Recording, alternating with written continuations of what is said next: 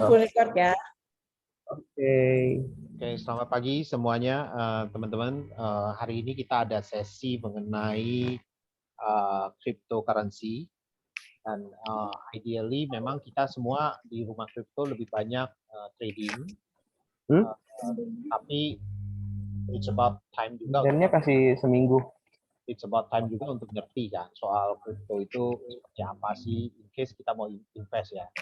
Karena seperti tadi kita mention bahwa kalau melihat dari arahnya kelihatannya akan sekali swing lagi, jadi mungkin akan naik. Mudah-mudahan ya. Jadi kalau naiknya udah agak jauh, karena kemarin ada case all time high-nya si Bitcoin baru terjadi. Habis itu mestinya akan koreksi, kemudian one more swing. Gila ya kan. Jadi karena itu saya pribadi saya juga lagi nunggu what is the best moment untuk buy, invest and hold gitu. Udah ada 1 atau 2 koin, mungkin nggak banyak, simpen. Nah, then the next questions, mau beli koin yang mana gitu ya.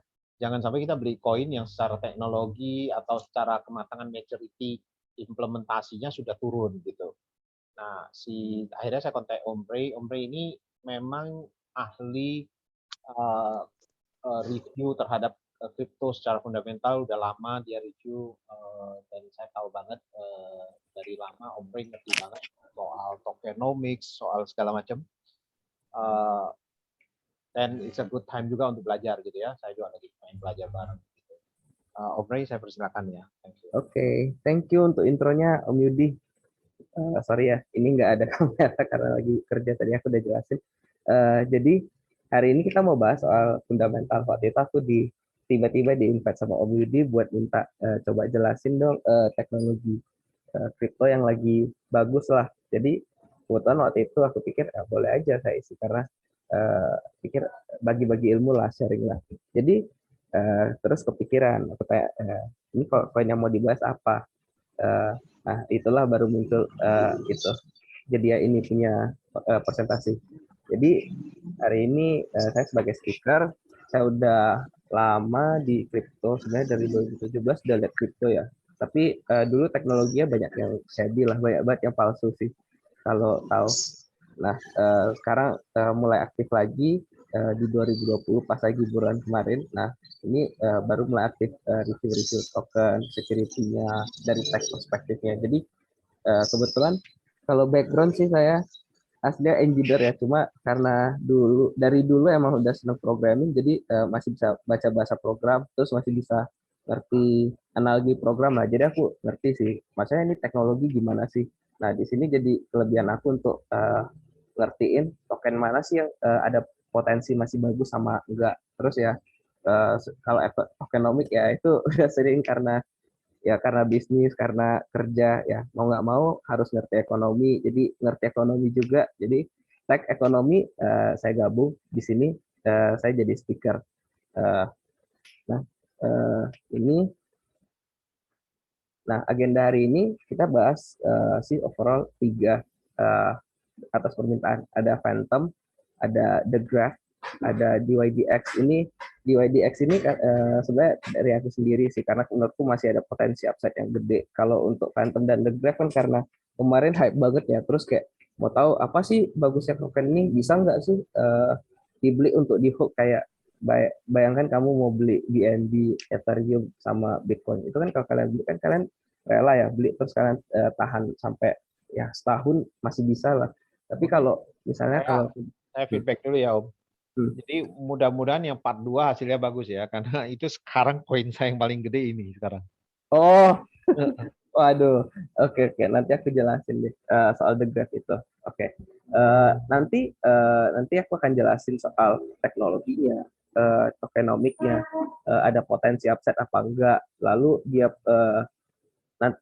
nanti ada dia punya secara sendiri, secara pribadi aku ada review sendiri untuk koin ini, dan bagusnya koin ini dipegang buat jangka waktu berapa lama sih. Nah, itu aku akan jelasin juga.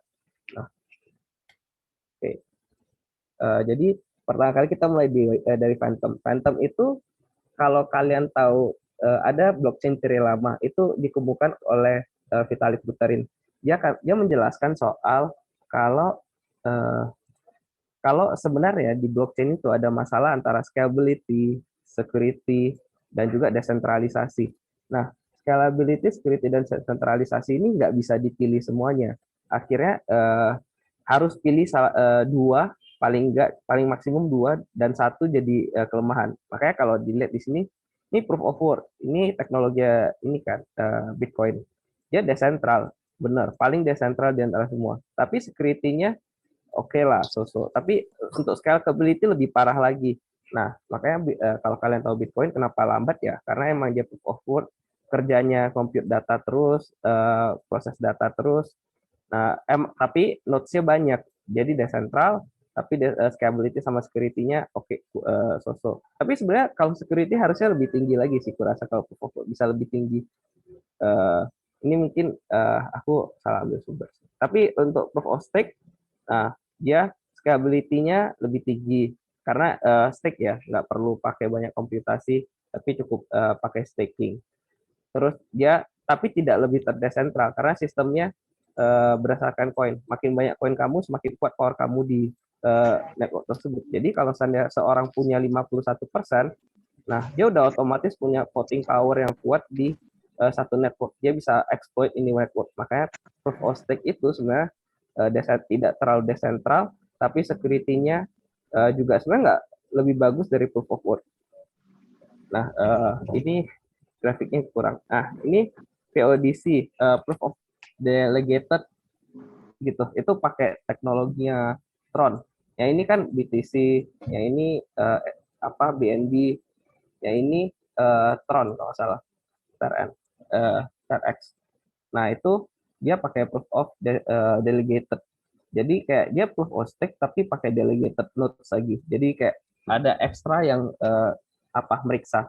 Nah, itu decentral, oke, security-nya oke, scalability-nya juga lebih oke. Karena speed-nya overall lebih cepat daripada POS, security-nya juga 2 kali lipat lebih dari proof of stake data, dan dia lebih decentral karena ada 2 kali node gitu, ada delegated-nya.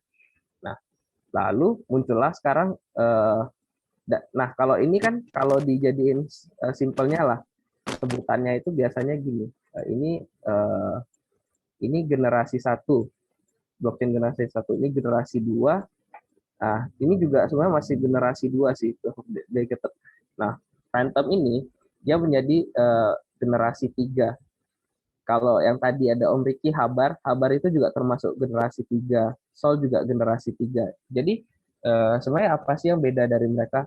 Yang beda itu sebenarnya simpelnya adalah mereka itu kan karena kripto ya. Kripto itu ada namanya teknik kriptografi. Jadi tekniknya itu yang berbeda antara Phantom, Habar, dan Sol. Masing-masing mereka punya teknologi untuk mengencrypt, untuk menyimpan data secara aman yang berbeda-beda.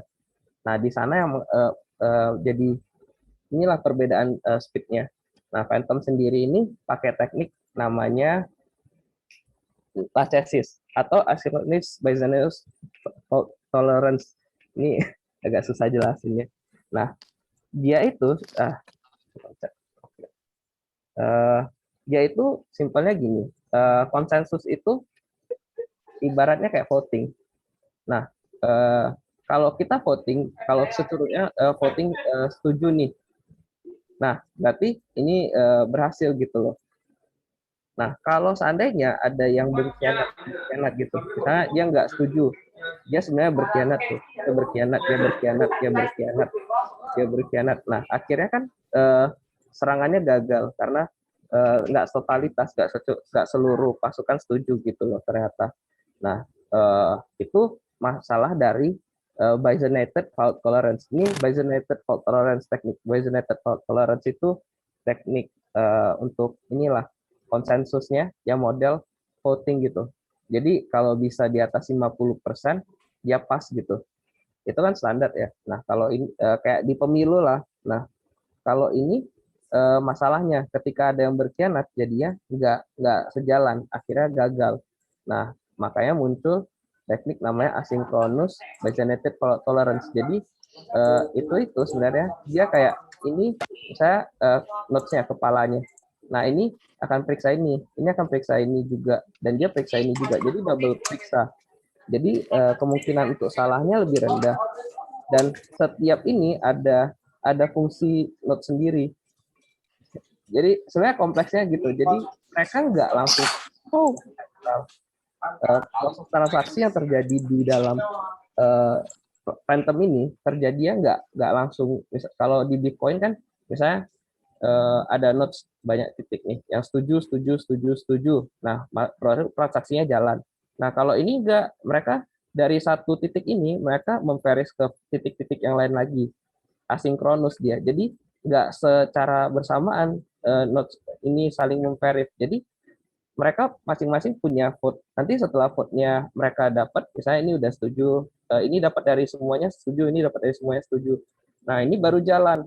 Nah, ini yang buat dia jadi lebih terdesentral, terus lebih cepat, karena dia nggak bergantung sama semua nodes untuk bergerak bersamaan, lalu sekuritasnya lebih bagus karena dia bergerak masing-masing. Nah, tapi jeleknya, emang ada jeleknya tetap karena potensi fraud ya itu menurut aku ya ini belum ada tapi kemungkinan bisa ada. Ketika dari satu node berhubungan dengan node lain dan node lain ini udah bersekongkol gitu lah ya misalnya. Nah ini bisa terjadi fault. Nah ini juga bisa fault juga. Jadi tetap aja resiko tapi udah lebih kecil lah overall kalau aku lihat untuk Phantom ini. Oke, lalu lanjut secara tokenomik. Simpelnya tokenomik dari Phantom ini dia cuma 3 miliar dan supply-nya sekarang ada 2 miliar dengan stacking reward 21% APR, jadinya kurang lebih pakai sekitar 2 tahun lewat lah untuk dari sini sampai sini.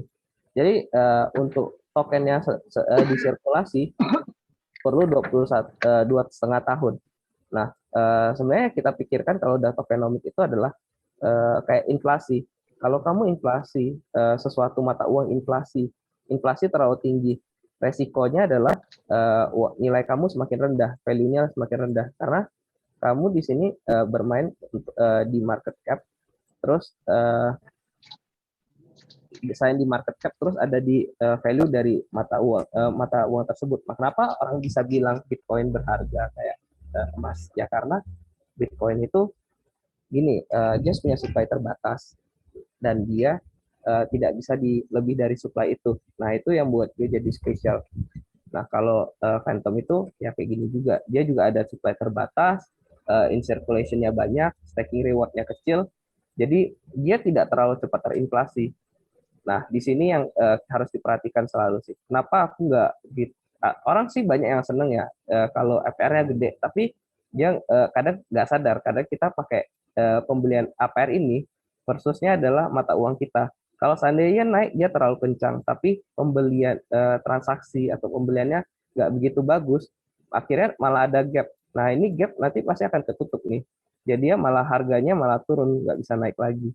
Nah, itu kenapa kalau ada token yang APR gede, jangan cepat senang dulu, karena kemungkinan kalau APR gede, nanti value-nya akan cepat turun seiring dengan harganya. Berarti Om yang paling penting itu sebenarnya monitoring transaction ya Pak ya? Ya, benar. Jadi monitoring transaction. Makanya kalau di sini aku kasih chart Phantom Daily Transaction. Kelihatan kalau chartnya transaction-nya kemarin sempat naik, makanya Phantom sempat tinggi banget kan. Tapi setelah itu, ini aku update baru beberapa hari lalu, aku download dia punya chart, terus menurun. Tapi kalau kita lihat dari Elliott Wave ya namanya kan kalau saat F1, F2, ya mungkin nanti Wave 3 nih naik ke atas kencang. Nah mungkin kalau di Wave 3 ya bisa naik si Phantom. Tapi overall Phantom sendiri punya FR rendah. Jadi secara inflasi dia rendah, tapi utilitiesnya tetap masih berjalan kan, karena dia tetap masih banyak penggunanya sampai sekarang. Dia itu bagusnya satu lagi, dia itu multi chain. Jadi nggak cuma di Phantom Chain, dia ada di ETH Chain sama di BSC di BP. Jadi input dia itu bukan cuma dari satu chain, ada 3 chain. Overall harganya cukup bisa bersaing lah. Nah makanya aku bisa bilang market cap growth dia bisa lebih tinggi daripada inflasi dia. Jadi overall ini koin masih bisa growing. Nah itu secara tokenomiknya. Oke, ini rating dari aku. dan bisa sangat subjektif. Jadi nggak boleh jadi acuan banget, tapi sekira-kiranya ini dari aku. Overall untuk Phantom aku bisa kasih nilai dia 4 dari 5. Nah, scalability-nya oke, karena dia bisa pakai nodes secara individual, lalu dia decentralized karena dia benar-benar masing-masing satu node satu. Nah, lalu security-nya itu yang aku masih nggak gitu oke sih. Menurutku masih bisa concern karena setiap node bisa aja curang nanti akhirnya. Nah, itu jadi masalah. Tapi so far aku lihat belum ada exploit, jadi aku masih bilang oke lah, ini masih bisa dipakai. Lalu secara tokenomic dia oke karena dia punya growth tidak terlalu agresif dan jumlah supply-nya terbatas sampai 2 tahun ke depan aja. Nah, lalu gas price dia itu salah Nah, satu yang termurah. pertanyaan nih. Jadi tadi kan ada tulisan sampai ETA-nya 2,5 tahun gitu ya. Itu maksudnya setelah 2,5 tahun koin semua yang tersisa akan di-circulate atau gimana? Semua yang tersisa di-circulate.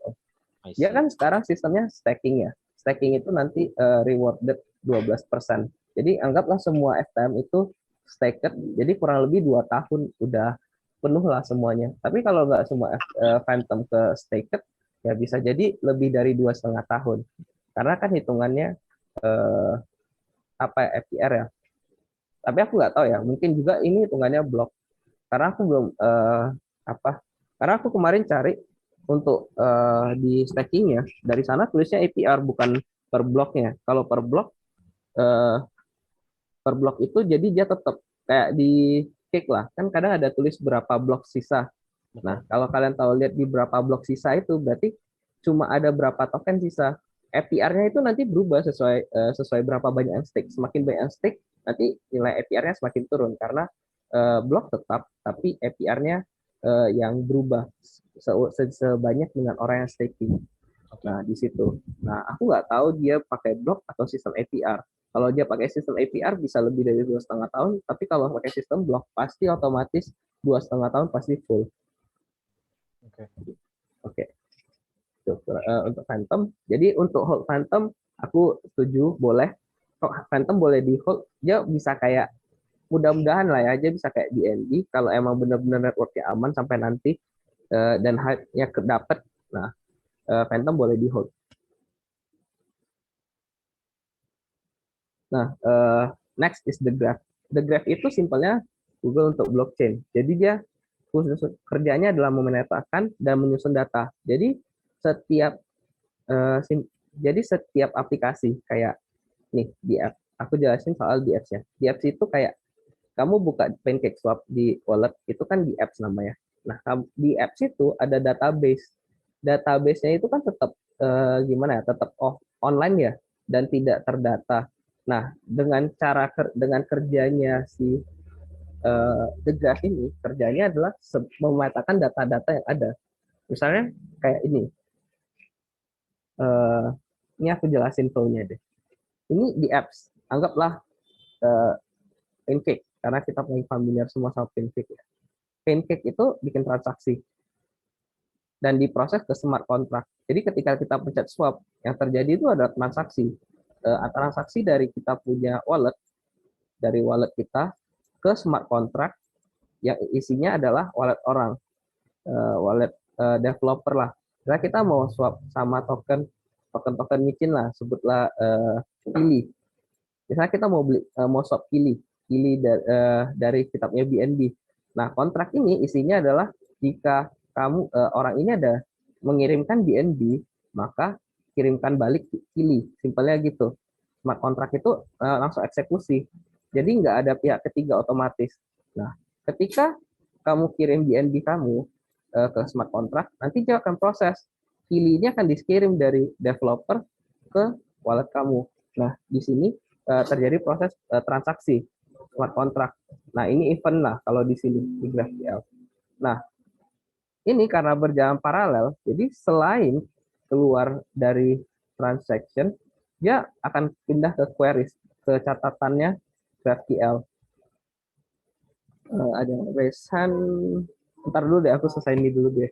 Jadi GraphQL ini, kalau kalian tahu MySQL, itu kan database ya di sistem. Nah, GraphQL itu versi versi the next-nya dari MySQL. Biasanya MySQL itu pakainya sistem REST API. Jadi setiap database itu individu masing-masing satu. Nah, kalau GraphQL dia itu di-compact jadi satu file. Kelebihannya adalah speed-nya lebih cepat dan database-nya lebih tinggi. Ini teknologi di back end komputer lah. Kalau kalian lihat di kayak model Gojek, pakai model apa, semuanya rata-rata udah pakai GraphQL karena lebih cepat secara speed dan efisien. Nah, dari GraphQL ini masuklah ke Nodes untuk dicek, di-verify. Karena kan ini event ya masuk ya, dia cek dulu event ini jalan nggak sih, jalan nggak? Oh jalan, ya udah datanya di mapping. Misalnya kayak kamu kirim satu BNB untuk 100 kili. Nah, nanti otomatis tuh kecatat di eventnya di sini di mapping. Nah, wallet A ke smart contract ini mirip kalian bikin lihat BSC scan lah. Nah, BSC scan itu lihatnya nanti data-data yang ada di mapping sama di store, yang di store kemudian. Nah, ini berarti kan sistem teknologi udah teknologi untuk nyimpen data ya. Jadi simpelnya itu GraphQL itu adalah teknologi untuk nyimpen data dengan dengan database. Nah, ini lalu yang pakai siapa? Kadang kita mikir kalau Phantom kan jelas ya, karena kita kan tuh network kita yang pakai user kayak konsumer sehari-hari. Tapi kalau ini apa? Kalau ini yang pakai adalah B2B. Jadi bukan kita yang pakai GraphQL ini. Yang pakai GraphQL adalah perusahaan kayak perusahaan decentralized kayak Uni, kayak Cake, kayak BSC Scan. Nah, jadi semua data yang terjadi disimpan ke dalam network yang desentral dalam bentuk storage lah disimpan. Nah, jadi fungsi koin GRT adalah untuk mereka yang punya Uni, yang punya Cake, yang punya BSC untuk bayar biaya sewa ini data penyimpanan data mereka. Kayak kayak kalian nyewa ini deh server, nyewa Amazon Web Service. Nah, itulah The Graph. Dia adalah server dan Google-nya juga dari decentralized app. Simpelnya gitu. Tadi ada Resan dulu aja deh kayak. Tadi si yang nggak sengaja keklik kayaknya. Yang Cuma mana? saya mau tanya dong. Oh. Kalau graf ini kan berarti kita bisa lihat nggak total transaksinya? Total transaksinya nggak tahu sih Om. Itulah jeleknya. Aku juga sempat cari nih sekilas. Aku sih nggak nemu kemarin transaksi itu berapa sih biayanya. Dia cuma tulis ya yang tekniknya aja itu sebenarnya cuma kayak data pemetaan data. Terus yang bayar itu adalah pengguna-penggunanya yang kayak Uni itu. Jadi ya kita beli. Sebenarnya kalau kita beli Graph itu sebenarnya kita nunggu supaya kayak desa yang orang yang mau bikin di app mau beli Grab kita buat ini, buat nyimpan.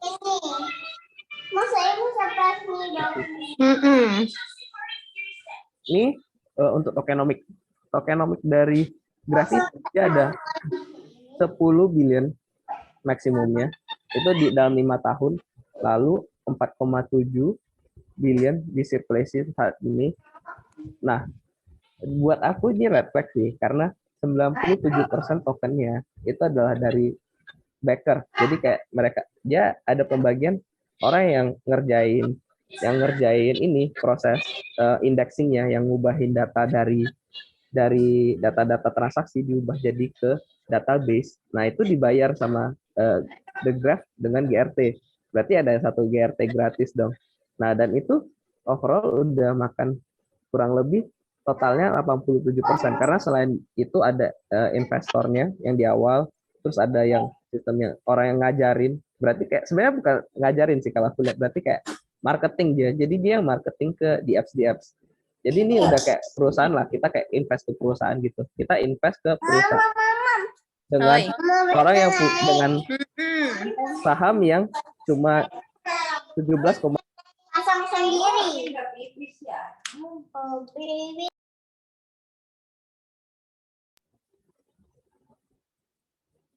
halo. Oke, tutup dulu. Oke, jadi dengan sisa 12,5% yang ada di sirkulasi. Berarti kan di sirkulasi sebenarnya dikit banget ya. Itu sebenarnya red flag buat aku karena yang banyakan adalah yang dapat token gratisan daripada token di sirkulasi. Mungkin bisa naik cepat karena yaitu di sirkulasinya sebenarnya kecil karena nggak semua yang yang di backing yang kalau dilihat ini kan ada banyak banget ya pembagiannya. Nah, yang dijual paling cuma ini GRT sales yang ini. Nah, dia itu dulu nggak ada tuh, cuma buat backer saja ini. Nah, ini baru yang buat sales. Ini early backers. Jadi kita cuma dapat sebagian ini dan yang ini belum disirkulasi. Jadi untungnya harga GRT itu masih kedongkrak karena ya yang disirkulasi aja ini yang masih beredar. Yang ini ada juga, tapi mungkin nggak semuanya. Tipikal kalau di crypto itu mereka yang early backer itu nggak dikasih buat jual-jualan, kayak dikasih sekitar waktu setahun atau setengah tahun baru bisa jual. Nah, jadi kemungkinan nanti di sinilah baru keluar liquidity. Nah, ini yang backers ini masuk di sini nih. Baru mereka bisa jual. Nah, sementara ya kita sekarang masih di daerah ini. Dia itu baru ada tokennya sekitar bulan Juli. Jadi sampai Desember mudah-mudahan masih uptrend sih ini GRT. Tapi setelah itu aku sih nggak gitu. Anggap resiko ya habis itu. Iya, nggak anggap udah mulai beresiko kalau secara tokenomiknya karena yang pegang dengan investor itu udah banyak banget jadinya nanti. Oke. Nah, jadi untuk overall GRT rating itu berlaku scalability-nya dia nggak gitu tinggi karena dia masih nodes dan dia masih indexing. Jadi overall masih ada orang yang ngerjain di belakangnya yang buat nge-index. Nah, untuk decentralized dia benar-benar decentral karena fungsinya buat sebagai server. Nah, untuk security oke, overall karena GraphQL aku tahu lumayan bagus dan cukup proof dari hack lah untuk untuk penggantian database masih cukup provable. Tapi untuk tokenomic aku nggak bisa kasih tinggi karena menurutku risky banget dipegang dalam jangka waktu lama kayak tadi karena aku jelasin tadi ya. Nah, untuk average price, gas price aku cuma bisa kasih 3 karena aku pun sebenarnya nggak yakin. Kemarin aku ada baca kenanya dia sekitar 0,001 GRT per data yang diambil untuk kayak Uniswap misalnya mau ngambil.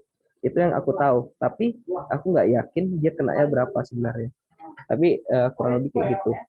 Untuk growth space-nya kurasa udah nggak gitu tinggi karena yaitu banyak kan backers yang sama orang-orang yang dapat early lah. Jadi overall average score buat aku untuk GRT untuk disimpan itu 3%, cuma 3 bentang. Untuk GRT aku nggak gitu setuju. Aku lebih setuju kalau dia mau untuk scalping atau hold untuk jangka yang minimal ya agak-agak setengah tahun mungkin masih bisa lah. Tapi gitu udah lewat dari setengah tahun lagi, aku udah ragu karena yang masuk udah orang-orang yang baru, udah backers yang baru, koin-koin baru udah masuk. Dan itu resiko untuk dijualnya lebih tinggi. Kalau saya tahu koin ICP itu dulu cuma berapa? Cuma $10 dapat 100. Nah, itu gitu dibuka waktu itu. Gitu ada di listing di exchange. Harganya kan 500 ya. Nah, kali aja tuh dapat berapa aja? Dapat 1000% kali orang dapat di ICP. Ya kayak gitu modelnya. Jadi nanti orang yang udah backers di GRT ini dia dapat harga rendah gitu. Mereka udah dapat tokennya, mereka bisa jual harga udah kali berkali-kali. Nah, itu kenapa aku nggak gitu setuju untuk hold GRT ketika nanti apalagi udah turun buat backers ya. Jadi wah ini highlight sih kalau lihat sekarang. Iya. Last few seminggu, 1,5 minggu terakhir GRT ini memang ada volumenya melompat sih terus terang. Saya kan monitoring dia punya itu chartnya naik, tapi pas kemarin ada dump ya dia turun. Ya tapi tinggal ya let's see. Lah, aku rasa sih masih sekali lagi karena volumenya nggak gitu. Sebenarnya market institutionnya nggak gitu gede, tapi secara apa institutionnya nggak gitu gede, tapi dia punya volume naik kan berarti masih ada hype-nya ya. Mudah-mudahan ya masih bisa naik sekali lagi, baru lepasin dulu lah, aku rasa.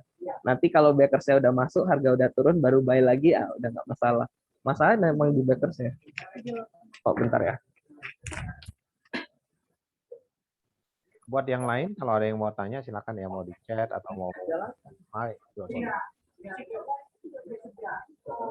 Oh. 38. Oke, sorry ada orang tadi. Oke, lanjut ya. Nah, selanjutnya ini DYDX. DYDX ini teks atau DEX sih, ada bingung gitu kan. Yaitu adalah DEX tapi rasanya kayak teks. Apa yang buat dia beda? Nah, ini. Jadi DYDX itu platform DeFi. Nah, DeFi itu kebanyakan adalah kayak kode pancake, Uni atau Sushi. Yaitu pakai sistem automated market maker. Jadi sistemnya adalah sistem swap. Kita tinggal ngubah koin dari apa jadi koin apa gitu loh. Nggak ada kayak di Binance. Nah, tapi kalau di DYDX meski jadi DeFi, dia masih ada order book kayak di Binance. Nah, itu yang jadi kelebihan dia. Kayak ini yang namanya order book, ini yang namanya swap. Nah, sebenarnya mungkin sama, simpelnya mereka sama, cuma sistemnya yang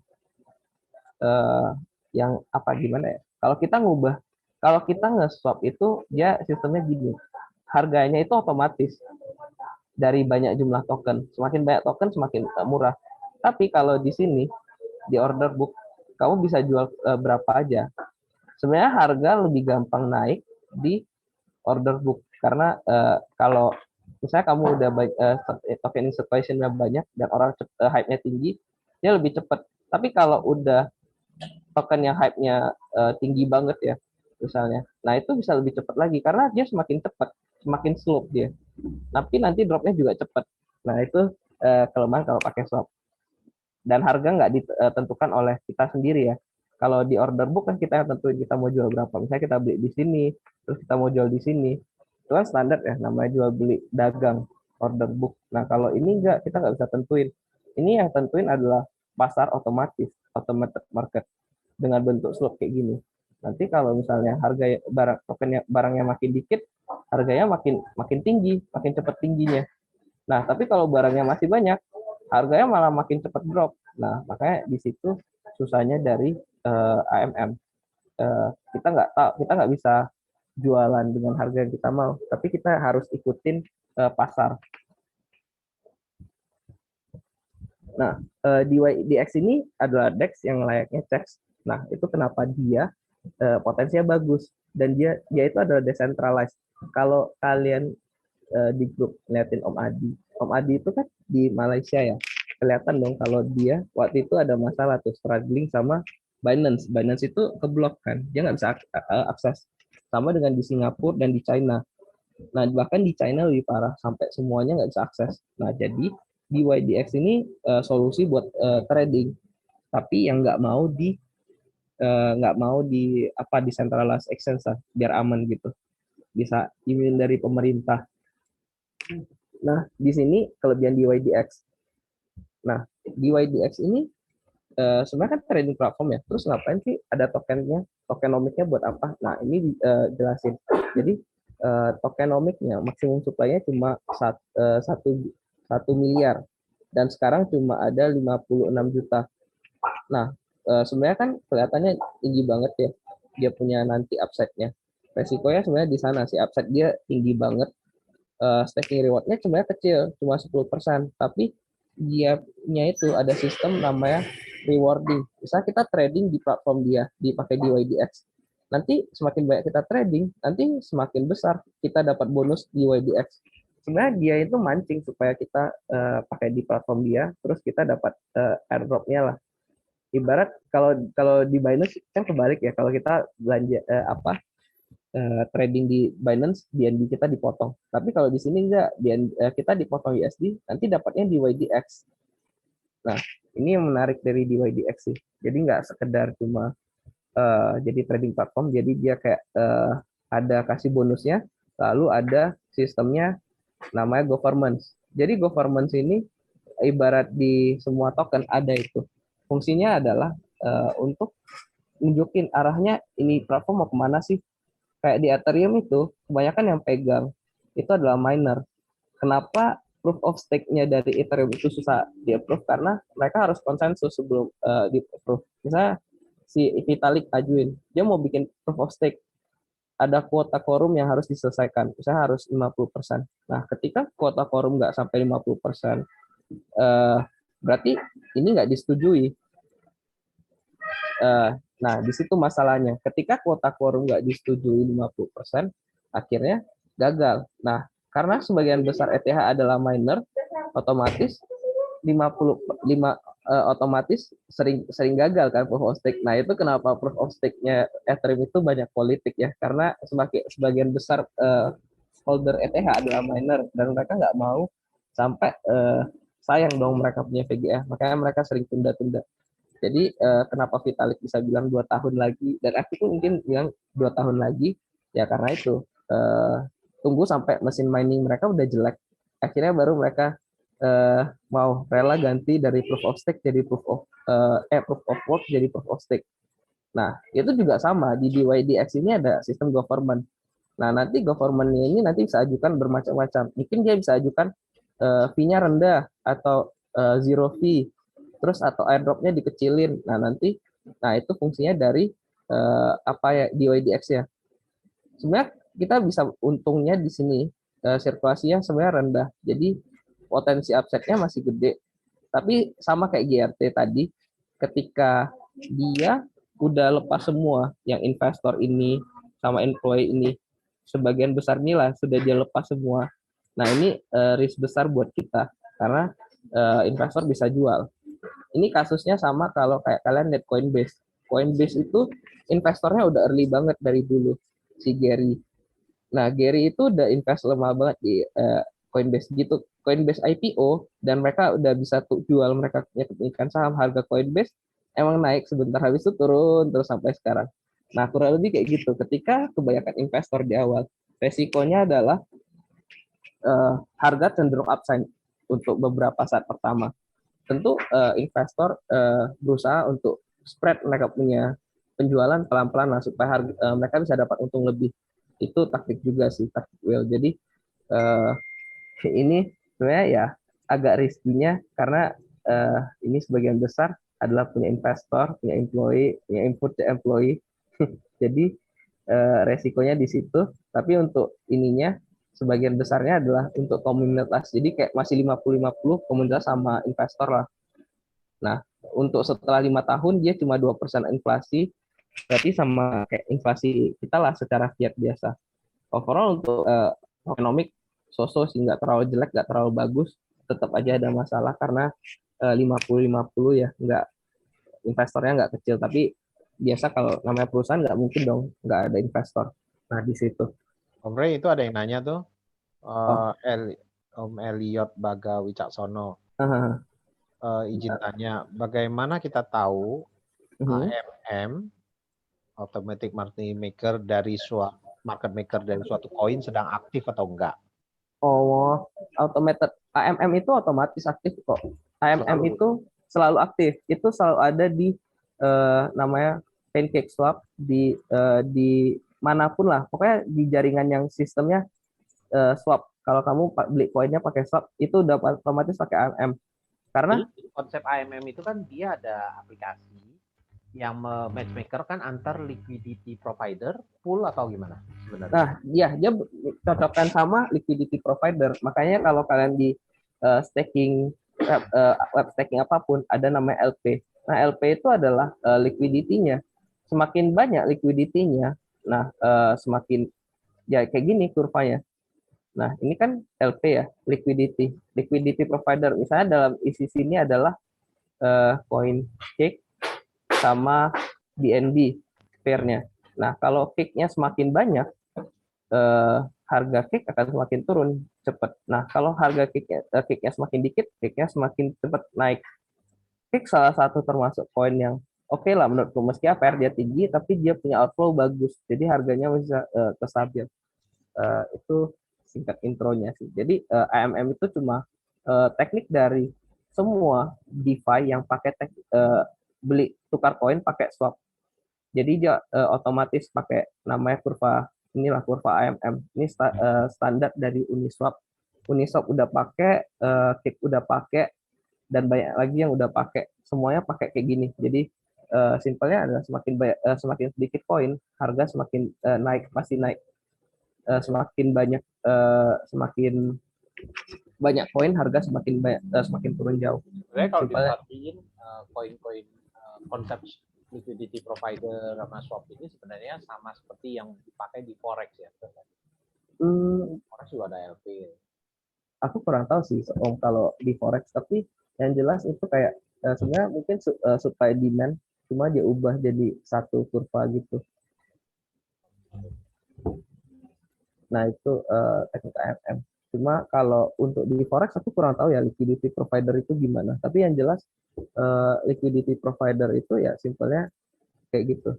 Kayak di forex itu liquidity provider itu bedrock besar. Jadi mereka terus, jadi makanya kenapa kalau kita trading itu kita pakai broker. Nah, benar-benar bridge antara LP1 dan LP2 gitu. Ya, itu mereka berarti market maker ya kalau di forex. Kalau ini enggak Om. Kalau kita di LP itu kita iya. Benar-benar. Ini otomatis sih. Benar, mirip-mirip. Agak mirip cuma sistemnya harganya beda. Oke. Gitu. Jadi di YDX itu scalability-nya rendah karena dia nggak bisa, dia udah decentralized exchange dan nggak bisa nambah lagi sih. Paling dia cuma bisa nambah network aja. Tapi overall dia udah pakai layer 2 dari Ethereum, jadi termasuk Arbitrum. Jadi termasuk untuk gas fee dia udah cukup oke lah harganya.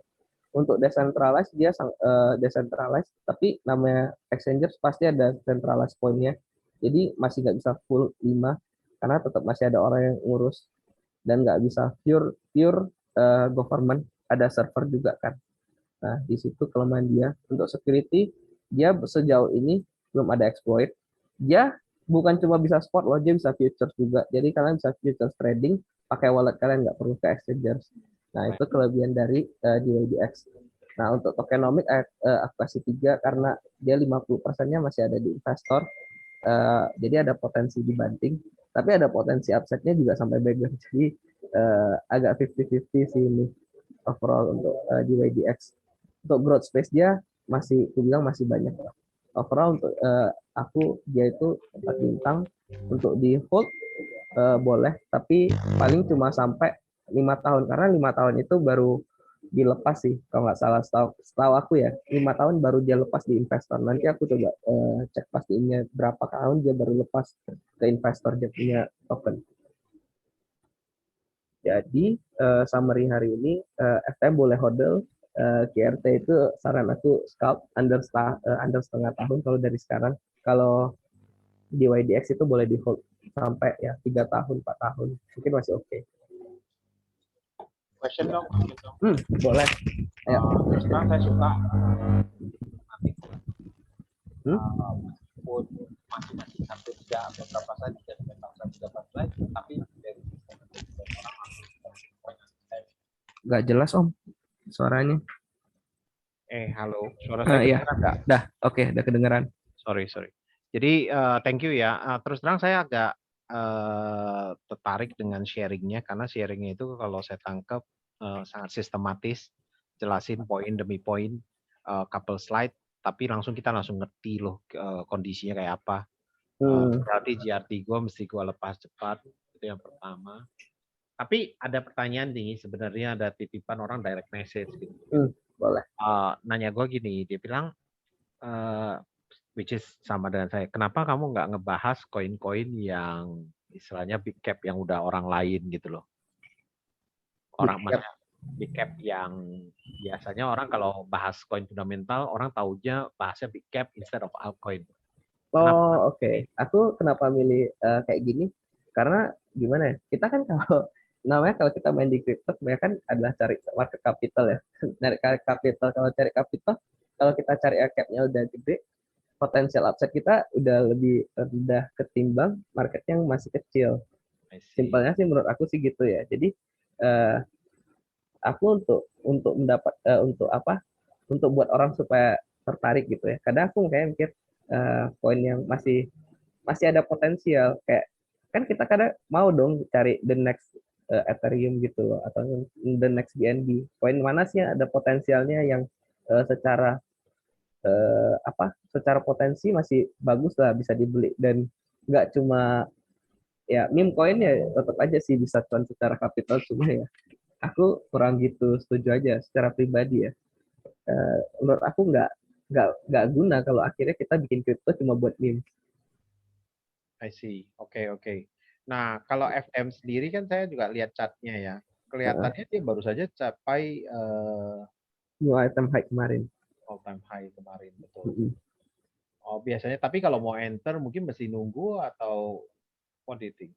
Aku belum cek lagi grafiknya karena kemarin ini benar-benar pure, fundamental, aku bahasin dari teknologinya sama tokenomics. Tapi kalau dari grafik kemarin 3,5 kan dia. benar kemarin ada yang bikin sih. Kalau nggak salah masih habis dia all time high sebentar, dia pullback dulu sih. Paling habis pullback ini boleh coba entry. Aku kurang tahu di mana titik entry-nya. Nanti aku coba cari garisnya deh. FTM. Tapi overall FTM masih boleh pegang sih. Kalau untuk biasanya kalau orang bilang gue mau hold gitu ya. Hold itu secara umum memang bukan bicara kita beli sekarang terus next week expect naik gitu. Jadi bener. Hold itu adalah sesuatu yang agak lebih long term. Kita ngomong 6 month, 1 year, gitu ya. Iya. Memang that's how the thinking of hold kan. Iya. Beda dengan stop. Oke. Jadi sebenarnya entry point sebenarnya not so critical. Tinggal lihat chart sebentar. Kalau memang dia udah swing low, udah boleh buy intinya gitu. Iya, iya benar. Ada yang nanya nih Om. Boleh. Nanya gimana koin seperti Mana sama Sun sama Riff. Kalau tanya koin lain boleh. Oh, mau tanya Mana Sun sama Riff. Oke, aku jelasin sebentar aja karena ini kan mungkin bisa dimasukin ya, mungkin buat teman-teman kalau memang ada koin-koin yang nanti, jadi ceritanya gini. Terus terang Om Ray ini udah review semua banyak koin nih. Jadi kemarin waktu saya suggest discuss dengan Om Ray, sebenarnya lu bisa find ke kita nggak sih, maksudnya koin yang kira-kira high prospect upside-nya gitu ya. Sebenarnya ada sih aku simpanan lain, cuma kayak aku masih belum yakin aja karena kan nggak di semua exchanges ada. Betul. Itu aja. Oke. Tapi secara umum Mana, Sun sama Riff kayak aku jelasin simpan. Ya, silakan. Mana itu kenapa naik tinggi? Karena dia itu adalah metaverse. Kalau kalian sering main di NFT, kalian tahu Sand, Mana itu kayak kalian main Roblox atau main Minecraft. Nah, kalau kalian lihat kemarin reviewnya dari Facebook jadi Meta, yaitu kurang lebih sama. Jadi mereka mau bikin dunia 3D yang untuk interaksi. Nah, makanya kenapa Mana sama Sand naik kemarin hype-nya pas banget sama momentum ketika FB bilang dia jadi Meta. Nah, itu adalah momen naik-naiknya dari Meta.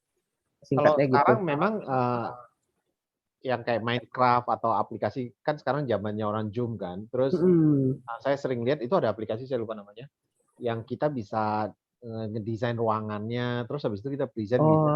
Ada yang dua bit gitu ya, yang betul. 2D itu ya. Aku tahu 2D ada gambar orang jalan-jalan, TikTok aku lupa namanya. Gitu. Ya, aku lupa juga namanya. Kurang lebih itu juga metaverse. Tapi ya kan dia sistemnya pakai uang biasa ya. Kalau dia pakai cryptocurrency, ya itu jadi metaverse. Oke.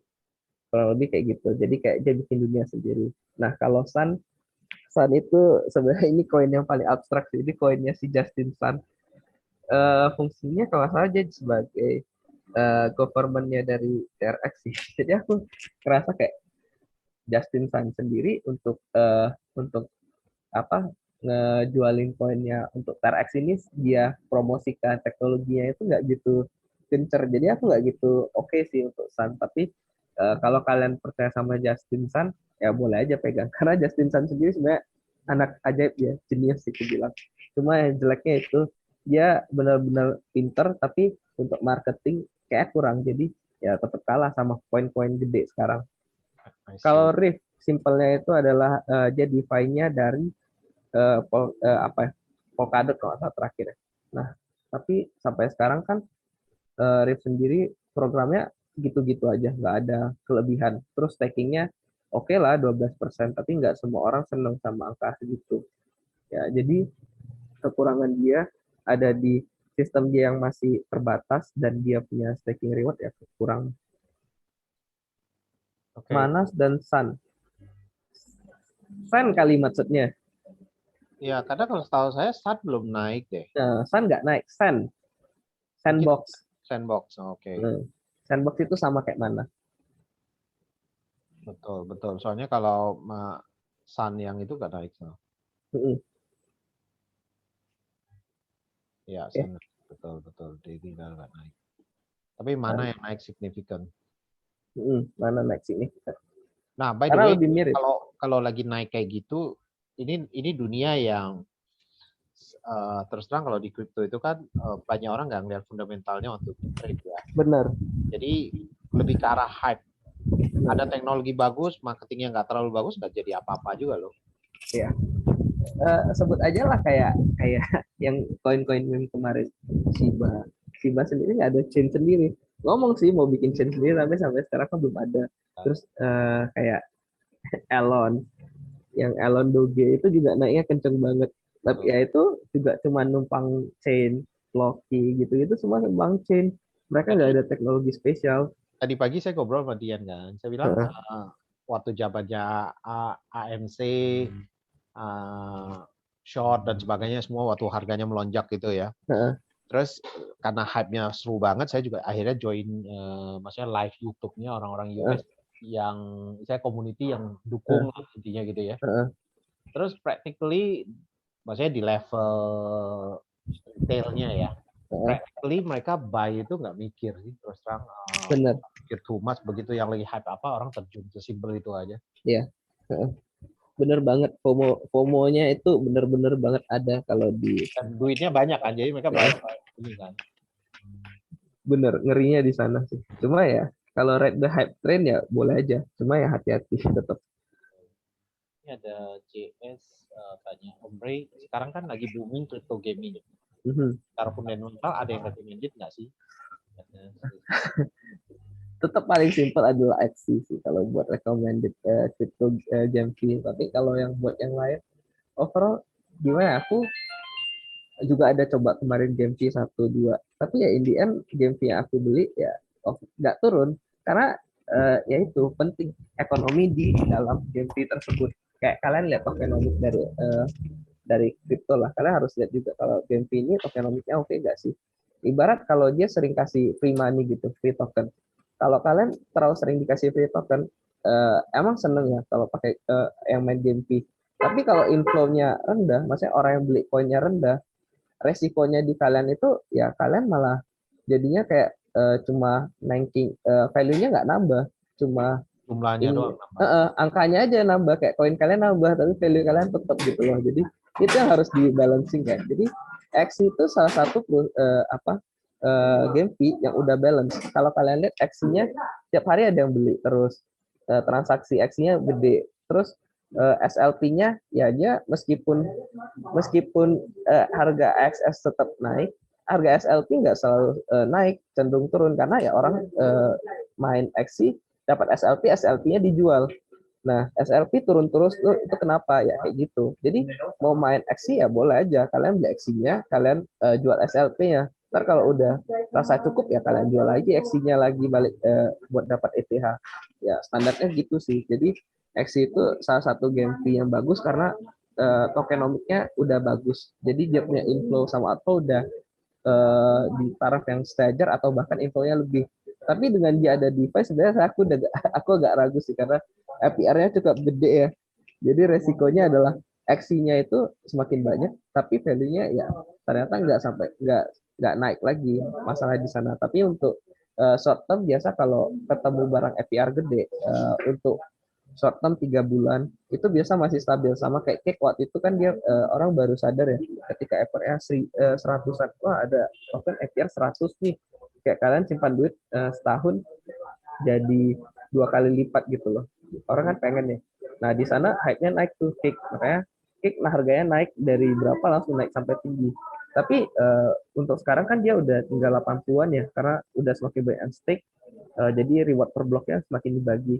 Tapi meskipun begitu, dia tetap ada bagusnya adalah dia punya transaksi fee-nya itu kan nanti diubah jadi apa? Mereka punya deposit. Nah, itu udah inflow satu. Terus ada inflow satu lagi dari dia punya token, dari dia punya lottery. Kan kalau rajin lottery berarti kalian semakin menyumbang untuk cake. Nah, itu kenapa tokenomic pancake bagus. Itu kenapa tokenomic XC bagus. Nah, yang kayak gini yang kalian harus cari. Token yang punya tokenomics bagus. Kalau kalian mau hodl. Ada pertanyaan nih dari Harvey. Untuk Raca recommended nggak ya, Omri? Raca. Raca ini radio. Iya, radio Raca aku tahu. Bentar, ada. Dan Raca ini lagi tinggi-tinggi banget.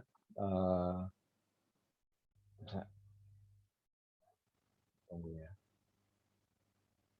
Raca lagi tinggi banget, lihat chartnya ngeri. Tapi gini, kalau ada koin-koin yang aneh-aneh, kecil-kecil, tapi lagi hype ya, it's okay untuk coba beli dikit gitu ya. Kalau istilah zaman dulu kita main koin apa? Kita titip sendal kalau istilahnya. Jadi coba deh gitu loh, sedikit aja. Kalau eventually dia baik, lompat ya, jadi gede gitu ya. Kita ada di sana. That's one of the approach ya. Dulu waktu zamannya pakai Trust Wallet, sering lah kita iseng. Tapi awalnya justru saya udah pernah dapat duit banyak dari koin-koin kecil itu. Satu, terus habis itu baru saya coba utilize itu jadi baik. Kalau enggak. Tapi ya enggak lama ya. Dia bukan sesuatu yang di hold. Beli, dia begitu hype-nya naik, lepas aja udah. Kalau mau masuk seperti itu. Terus terakhir itu saya ada pakai apa ya? Dulu kan pakai Pancake Swap gitu. Tapi lama-lama udah enggak.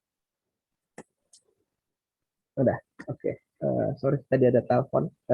Ini jadi radio Raca itu menarik apa enggak? Sebenarnya radio Raca itu kalau kalian dari websitenya sama tokenomicnya sih kurang menarik ya. Tapi karena ada Mayemus, terus yang backingnya ada jual NFT, dan NFT-nya dia mengarah ke metaverse interstellar, berarti kayak luar angkasa gitu. Dia pengen Mayemus ini mamanya si Elon Musk. Jadi kayak dia jual NFT sepaket sama tiket pesawat ke Mars gitu loh, uniknya. Jadi Raca boleh beli, boleh aja sih beli, aku bilang. Cuma aku nggak yakin sih karena ya kayak gini kan berarti jualan mimpi ya. Ya kalian beli yang kayak gitulah, boleh sih. Tapi ya namanya kalau udah kayak ini spekulatif, beli dikit aja jangan banyak. Tapi kalau yang kayak kalau kalian beli yang kayak Habar, FTM atau FX itu kan semua teknologi ya jualannya. Itu pun ada buktinya. Ya itu kalau kalian mau simpan banyak, maksudnya buat invest boleh. Tapi kalau spekulatif ya mending yang lain gitu. Mending kalian beli yang kayak Radio Raca itu spekulatif karena masih kayak jualan mimpi, atau gempi lain banyak kok yang masih kayak ya cuma masih sekedar jualan ini jualan mereka punya roadmap. Belum tentu kejadian ya, cuma jual kertas, paper, dokumen presentasi. Benar itu. Robi ada tanya tuh, kalau Yosi gimana? Yosi itu menarik sih. Aku belum lihat jauh, belum lihat banyak. Aku masih intip-intip. Tapi overall Yosi menarik menurut aku. Ada masuk dalam list aku sih. Aku lihat banyak yang hype soal Yosi dan dia punya tag ya oke lah, so-so, nggak terlalu jelek. Yosi boleh beli sih aku Kalau bilang. dari chat Yosi WBNI berarti ya? Atau gimana? Yoshi, YOOSHI, kayak Yoshinya si ini, binatangnya Mario. Oh, oke. Dia kan mau bikin game fee sama DeFi gitu ya. Jadi kayak kombinasi game fee DeFi lah. Jadi jualannya. Kelihatannya dia baru saja capai all time high terus turun. Ya, boleh beli sih aku bilang kalau mau. Pun dijual di ini kan, di kalau lihat Kapten, ngikutin Kapten ada banyak ini banget endorsing itu koin. Jadi aku bilang ya, hoki ya Kapten bagus sih. Coba aja. Kalau dia duluan ya ini. Uh, Ada yang nanya nih BTT. BTT. Wah, BTT itu susah tuh. Zaman BTT, dulu saya pernah beli terus nyangkut. iya kan? BTT itu susah sebenarnya. Dia itu kayak Philcoin cuma versi torrent gitu, peer to peer. Kalau kalian biasa BitTorrent. pakai Bitcoin, BitTorrent, nah ya kalian tahu lah itu Jadi BTT. dia BTT itu dia kepengen jadi last mile storage di Benar. atas what you call Kayak chain. cloud storage lah. Ya, tapi ya akhirnya nggak jadi not happening kan karena BTT-nya juga kehilangan hype ya. Zaman Iya, dulu BitTorrent laku banget kan. makanya susahnya di situ sih kalau BTT aku nggak bisa, aku nggak yakin kalau mau pegang BTT karena ya pun kayak kalau pakai BitTorrent dapat BTT gratis. Oh gitu. Iya, aku Semuanya kemarin yang sempat gratis install ya BitTorrent terus ada no, BTT. kalau yang semua yang gratis sih akhirnya yang dapat gratis kemudian lepas ke market. Benar. Resikonya di sana sih. Cuma ya konsepnya bagus, cuma untuk tokenomics ya nggak gitu menarik lah. Oke, siap. Om Ray, thank you banget. Teman-teman, kalau ada yang tanya, kita ada di grup Rumah Kripto, boleh join. Ya, Kalau mau ada yang ditambah, ada yang mau tanya, boleh di post di grup. Nanti aku coba cari waktu lagi, kapan bisa sama Om Yudi, nanti kita bahas lagi kayak gini. Ya, nanti kita review lagi, hopefully Om Ray bersedia kita bikin lagi yang 3 koin atau apa, terus tanya. 3 koin terus aja lah ya. Juga nggak ada pressure, tapi semua orang dapat know-how kan. Benar. Siap. Very good presentation. Thank you so much Om Ray atas supportnya dan sharing. Sama-sama. Thank you semuanya. Thank you semuanya. Thank you.